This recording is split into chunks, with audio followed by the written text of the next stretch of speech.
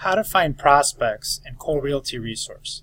After logging in, you'll see by default that the neighbor search is already selected. By scrolling down, it will allow you to add an address that this will center your search on.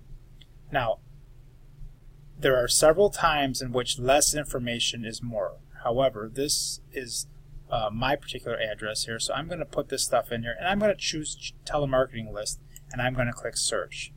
And then what it will do is it's going to bring up an address or one close to that, and this is where we're going to start to center the search on. So you can see we can do a street search, a radius search, or a map search. In this case, I am going to do a map search.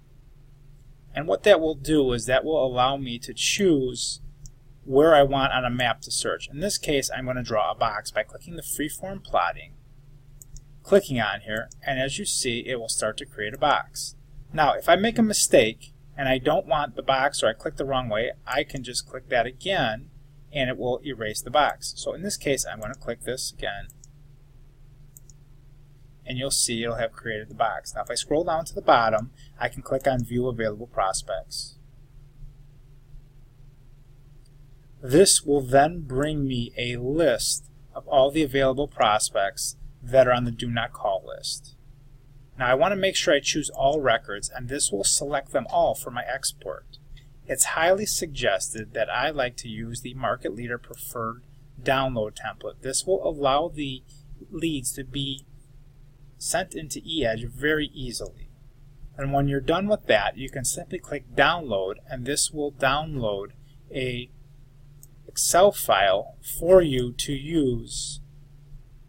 As you can see, it's downloaded here, so I can just double click that, and that'll open up the Excel file with all the records. Now, typically what you'll do is you'll call all the people there, and I suggest you edit this in Excel first before importing it into eEdge.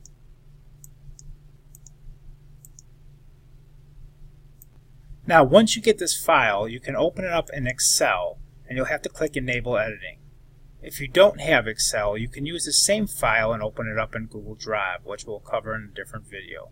In this case, let's just say we want to go through and we want to delete several people before uploading it into eEdge. We can simply find the people to delete, and then we can just come over here and do a right click on or left click on delete.